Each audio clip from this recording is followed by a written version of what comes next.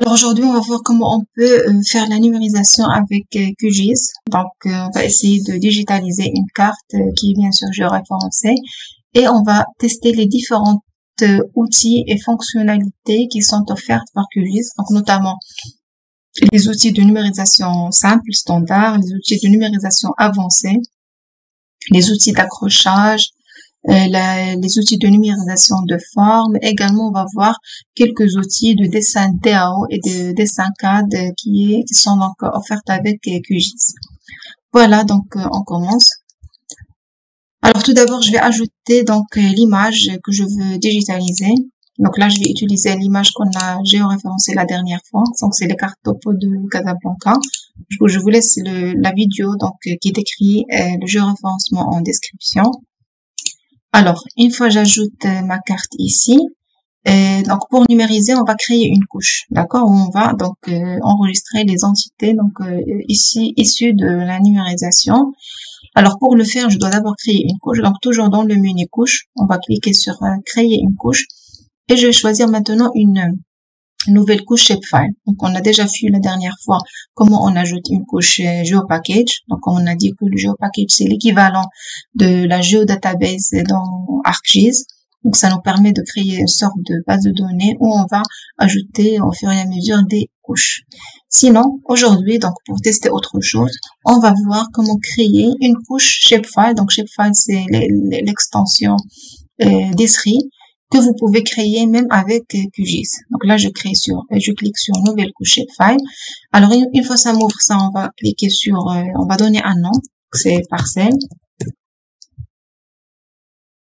Alors, je donne, bien sûr, vous pouvez choisir un schéma output où vous voulez stocker votre couche. La géométrie, on va choisir polygone. Le système de projection, alors pour moi, c'est Norman Rock. Et ici, donc là, vous pouvez ajouter les champs, bien les attributs que vous voulez avoir dans votre couche. Donc, par défaut, on nous ajoute ici un champ ID, donc qui est un entier. Vous pouvez le garder ou bien le supprimer. Alors, pour moi, je vais ajouter un attribut nom.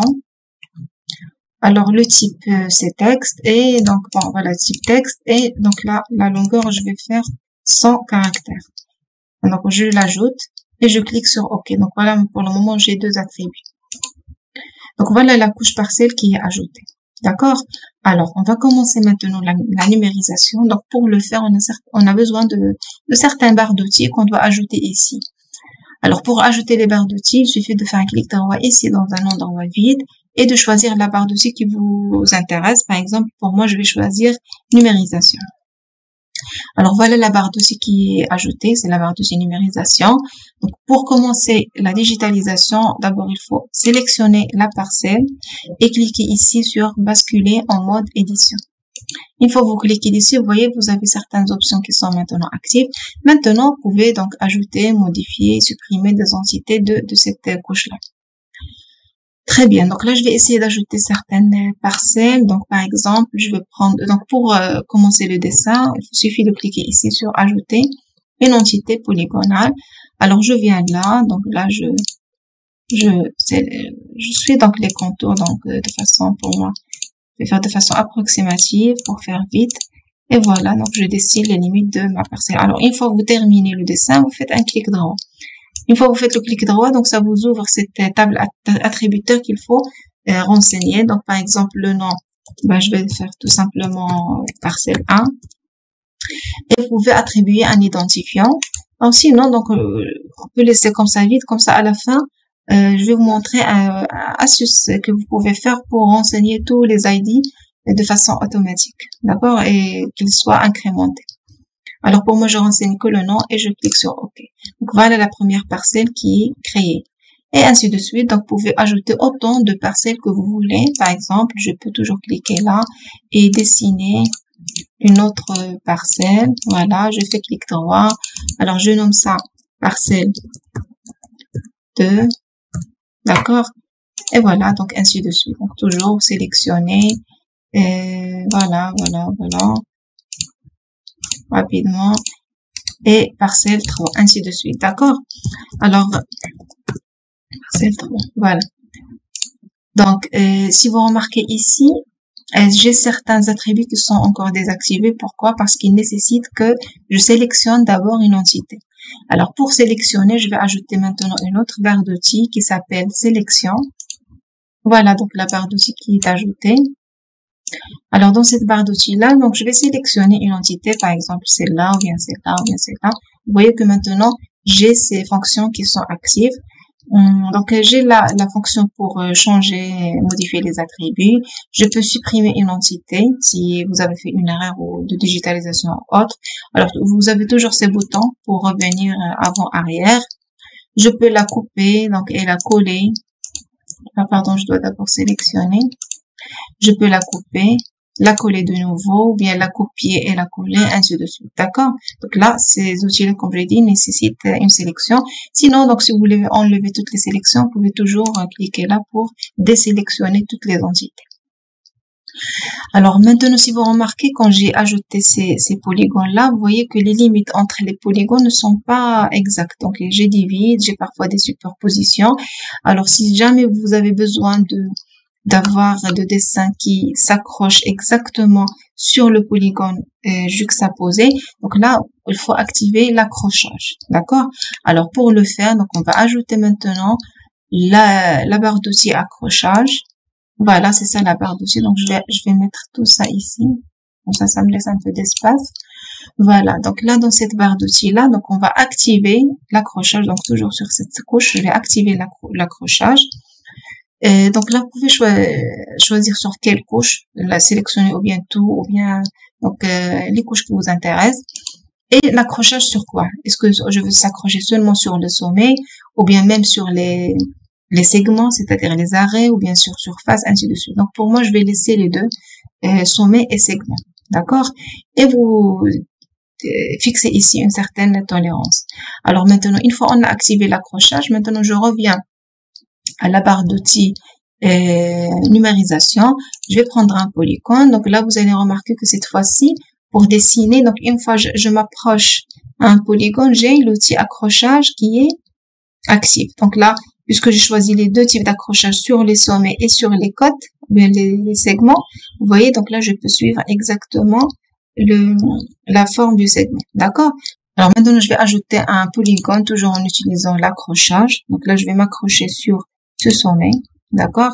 Et je fais, donc vous voyez, donc là, j'ai l'outil qui suit les limites de la parcelle.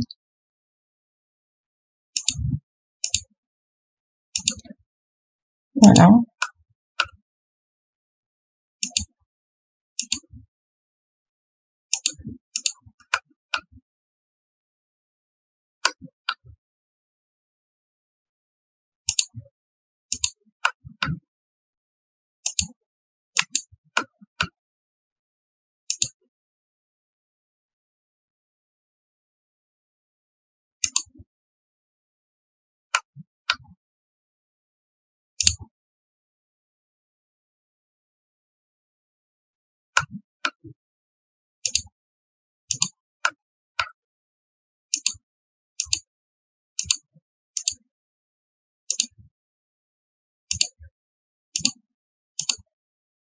Voilà, une fois je suis dans l'autre limite, maintenant je termine mon dessin de façon normale. Donc je dessine le contour de la parcelle.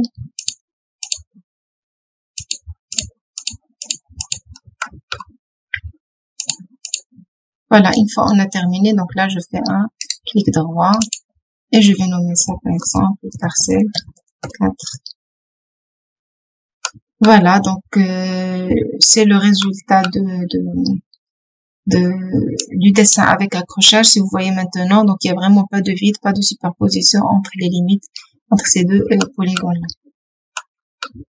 Très bien, donc là, qu'est-ce qu'il nous reste à voir maintenant? Donc, il faut pas oublier à chaque fois d'enregistrer votre numérisation. Donc, toujours dans la barre d'outils numérisation, vous enregistrez. Au fur et à mesure, il faut enregistrer. Comme ça, si jamais vous fermez le logiciel et vous arrivez une erreur ou quelque chose d'autre, donc vous aurez toujours votre travail numérisation qui est enregistré. D'accord? Une fois que vous voulez arrêter la numérisation, donc vous cliquez ici. Maintenant, vous êtes en sortie du mode édition. Si vous voulez encore retourner pour encore renumériser, Simplement, il faut faire un clic pour ouvrir encore la session d'édition. Je vais mettre l'accrochage ici. Alors, oui. Alors, concernant l'ID, donc là, je vais vous montrer une astuce qu'il faut faire pour calculer l'ID de façon automatique. Donc là, on va ajouter soit à partir de la table attributaire de la couche. Donc, il faut ouvrir la calculatrice du champ. Sinon, on va ajouter donc la barre d'outils attributs. D'accord? Donc, cette barre d'outils-là, on va cliquer ici sur la calculatrice de champ. Alors là, on va, au lieu de créer un nouveau champ, on va mettre à jour un champ qui est l'ID. On peut le mettre à jour et on veut qu'il soit renseigné par, donc ici sous enregistrement et attribut, on va choisir la fonction ID. Donc c'est une fonction qui nous retourne l'identifiant de façon incrémentable. Et je clique sur OK. Voilà, donc maintenant si j'ouvre la table attributaire, là vous voyez que le champ ID il est incrémenté donc de façon automatique, d'accord? Donc au lieu de à chaque fois le saisir, vous laissez jusqu'à la fin et vous faites appel à cette fonction qui va le renseigner de façon automatique. Voilà, donc toujours il faut enregistrer le travail. Alors maintenant, on va voir une autre option, c'est la numérisation de formes. Donc si jamais vous avez à dessiner certaines formes standards comme le cercle, le carré, le rectangle et autres, donc là il y a une barre d'outils qui fait ce travail-là. Donc ici on va choisir numérisation de formes. Voilà, donc ça nous ouvre cette barre d'outils. Donc là, vous pouvez par exemple ajouter des cercles, donc renseigner les valeurs, ajouter par exemple des ellipsoïdes. Voilà, ajouter des carrés, ainsi de suite. D'accord? Donc là, si, comme j'ai dit, c'est une barre d'outils qui nous aide à dessiner des formes standards. Alors maintenant, on va voir une autre barre d'outils qui est très intéressante, c'est la numérisation avancée. D'accord? Donc comment on peut faire une numérisation avancée? Donc je vais cocher ici la barre d'outils numérisation avancée. Alors je vais mettre ça là. Voilà, donc cette barre d'outils contient plusieurs fonctions qu'on va essayer de voir un par un. Alors la première fonction ici, c'est la fonction déplacer une entité. Donc pour déplacer une entité, par exemple, vous cliquez là et vous venez choisir l'entité qui vous intéresse pour la déplacer. D'accord? Donc là, c'est pour déplacer une entité. Pour faire pivoter une entité, d'accord? Par exemple, ce carré-là, je vais le faire pivoter soit manuellement ici, ou bien vous pouvez saisir ici exactement l'angle de rotation. D'accord? Il y a ici la fonction mettre à l'échelle, c'est-à-dire on va agrandir ou bien rétrécir une entité de façon proportionnelle. Par exemple, là, je peux par exemple agrandir cette entité ou bien là, la rétrécir de façon donc qui est proportionnelle. Alors, on va dire ici 1. Ou bien on peut choisir ici pour rétrécir. Voilà, ainsi de suite. Alors, on a fait ça. Donc, on peut utiliser cette fonction pour simplifier une entité. Parfois, si vous avez une entité qui est très complexe avec plusieurs sommets, vous pouvez la simplifier. Donc là, je vais faire un exemple. On va essayer d'ajouter une entité qui est complexe avec plusieurs sommets. Donc, par exemple, comme ça. Et voilà, on fait un clic droit. Voilà, donc supposons que j'ai cette entité-là, on peut la simplifier en cliquant ici sur simplifier l'entité et je clique sur l'entité. Alors ça me donne ça et quelques paramètres à personnaliser. Donc la méthode de simplification, est-ce que c'est par distance, par surface, lissé ou autre, et la tolérance. Donc là, vous voyez, c'est en rouge, c'est la forme qui est simplifiée, d'accord? Vous pouvez cliquer sur OK. Maintenant, donc j'ai moins de sommets que avant, donc bon, c'est une façon de simplifier certaines formes. Alors j'ai ici la fonction ajouter un anneau. Donc pour dessiner un anneau à l'intérieur d'une entité, par exemple, je vais prendre celle-là. On va essayer d'ajouter un anneau ici. Voilà, donc là c'est l'anneau qui est dessiné. Vous avez ajouté un anneau et vous avez supprimé un anneau, donc on va le supprimer par ça. Donc il suffit de cliquer dessus pour le supprimer. On a également la fonction ajouter une partie. Donc je clique ça. Donc mais d'abord, si vous voyez j'ai une erreur, il faut d'abord sélectionner la partie auquel vous voulez ajouter. Donc là je prends l'outil de sélection. Par exemple, je vais dire cette entité-là, je vais lui ajouter une autre entité. Et je clique ici sur ajouter une entité. Donc là, je vais dessiner l'entité que je vais ajouter. D'accord? Une fois j'ai fait un clic droit, maintenant, vous voyez, les deux entités représentent une seule entité. Donc si j'enlève la sélection, vous voyez, quand je sélectionne les deux, sont sélectionnés en même temps, c'est-à-dire c'est un seul objet, c'est une seule entité spatiale. Ça, c'est chaque entité est toute seule. Par contre, là, c'est une entité qui est constituée de deux. Alors, comme on a ajouté, on peut supprimer une partie. Donc, je clique sur ça et je sélectionne la partie que je veux supprimer. Voilà, elle est supprimée. Alors, ici, c'est remplir un anneau. Donc, remplir un anneau. Donc, je fais comme ça et je sélectionne ici. Donc, on va dessiner un anneau à l'intérieur d'une autre entité. D'accord? Maintenant, je prends la sélection. Voilà, ce sont des entités. C'est pas comme tout à l'heure, l'anneau était vide. Maintenant, j'ai créé un anneau qui est rempli. Et voilà, donc... alors, ce qui nous reste, c'est cette fonction-là, donc de remodeler une entité. Alors, par exemple, cette entité-là, je peux, par exemple, y supprimer certaines fonctions. Donc, je la sélectionne et je vais la remodeler. Donc, par exemple, je vais prendre ça. Je zoome un peu. Voilà. Et je fais comme ça. Je sélectionne. Voilà. Donc là, ça, j'ai supprimé cette partie. Ainsi de suite. Donc, vous pouvez toujours supprimer. Donc, dessiner jusqu'à là. Et faites un clic droit. Et voilà. On a remodelé le polygone en enlevant cette partie-là. Alors, ce qui reste encore comme fonction, cette fonction-là de décalage. Donc, on va décaler une entité en X et Y. Bon, par exemple ici, donc je prends cette entité-là et j'ai ici donc la valeur de décalage que je vais lui appliquer. D'accord? Donc, si vous voyez, donc même les formes changent un peu. C'est pas comme tout à l'heure la mise à l'échelle. Là, c'est différent. D'accord? Alors, j'ai l'outil ici, par exemple, pour découper, séparer des entités.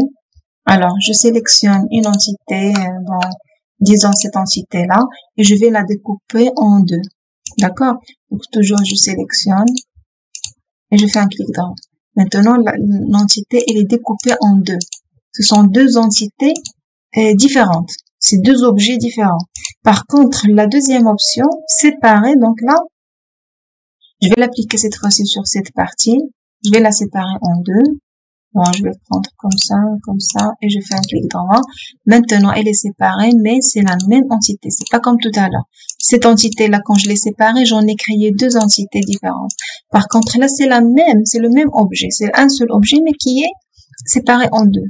Mais c'est toujours le même objet.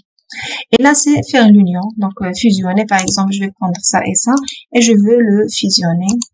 D'accord? Alors, on vous dit, qu'est-ce que vous voulez fusionner? Vous voulez donc garder cette entité-là, ou bien celle-là, ou bien créer une nouvelle, d'accord? Ça, ou bien créer une nouvelle. Donc, par exemple, je vais prendre ça, et je vais cliquer prendre les attributs de cette entité-là, je clique sur OK. Voilà, maintenant, j'ai fusionné en prenant les attributs de l'entité qui était là. D'accord? Vous pouvez également, donc, partager, donc je dois sélectionner, partager ou bien unifier, fusionner les attributs de deux entités.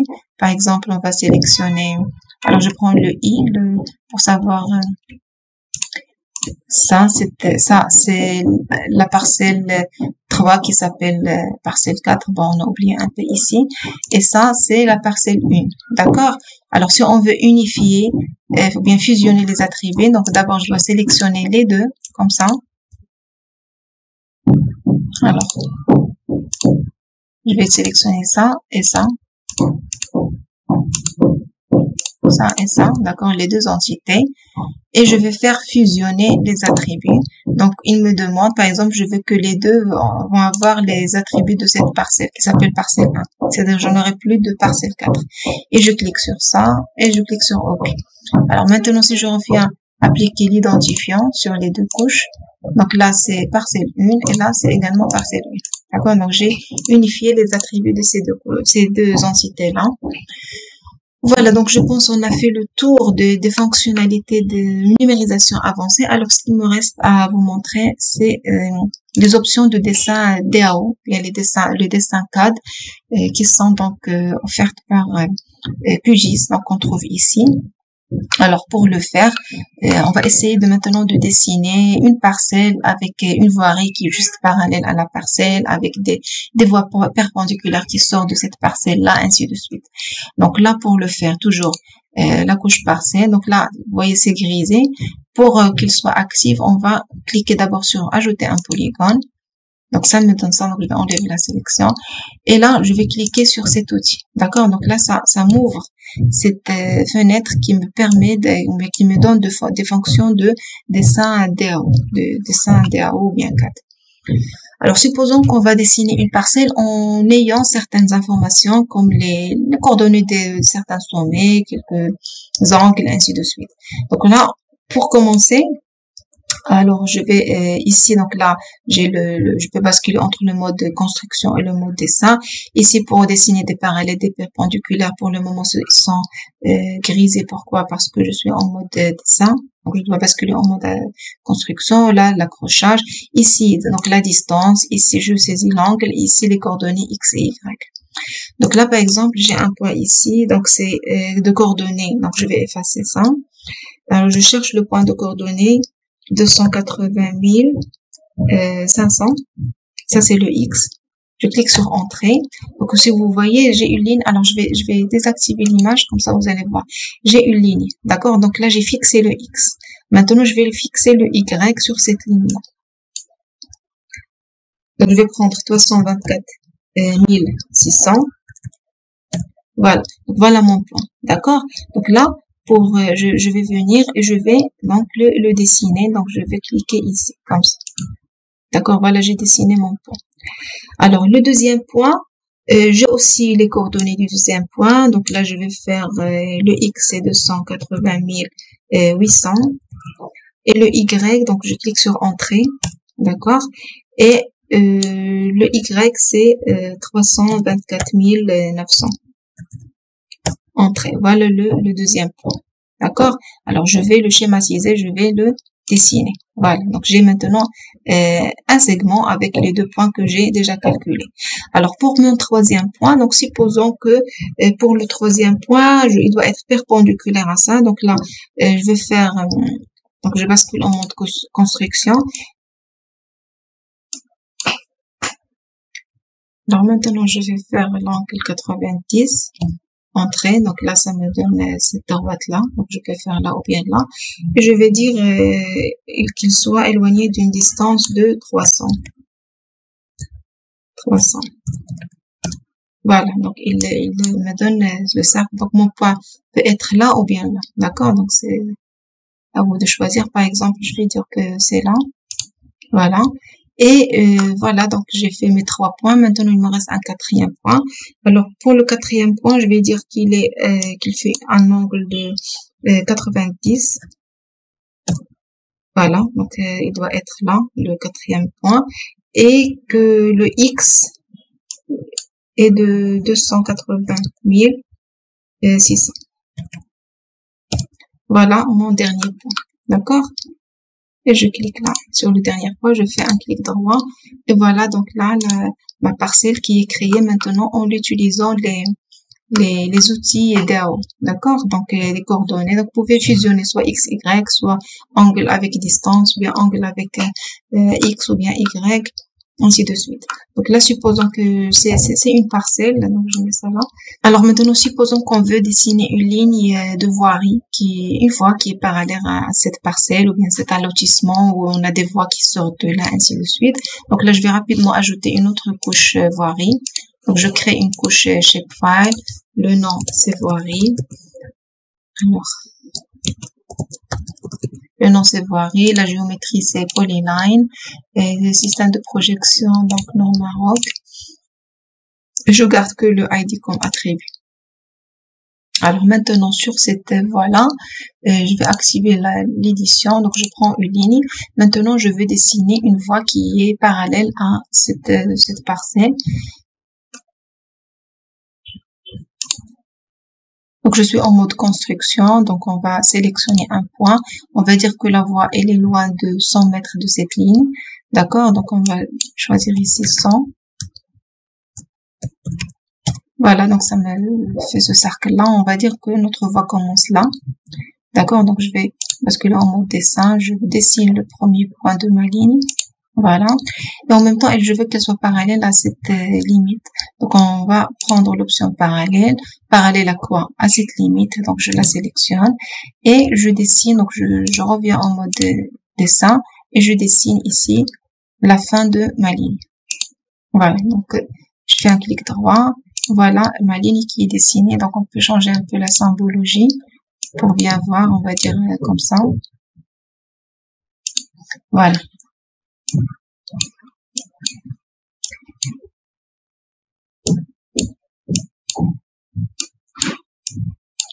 Voilà donc ma ligne est maintenant qui est dessinée. On va dire que j'ai des voies qui sortent de cette parcelle-là, ou bien de ce lotissement, qui sont perpendiculaires au lotissement et qui se rejoignent ici. Bon, supposons que ça se rejoigne ici, juste pour tester. Donc toujours, mode construction.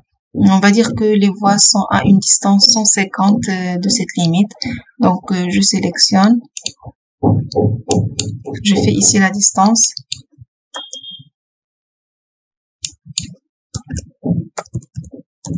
Voilà, donc je matérialise le premier point en basculant en mode dessin. Et je veux qu'elle soit perpendiculaire. Perpendiculaire à quoi? À cette ligne. Donc voilà. Et je matérialise le deuxième point ici.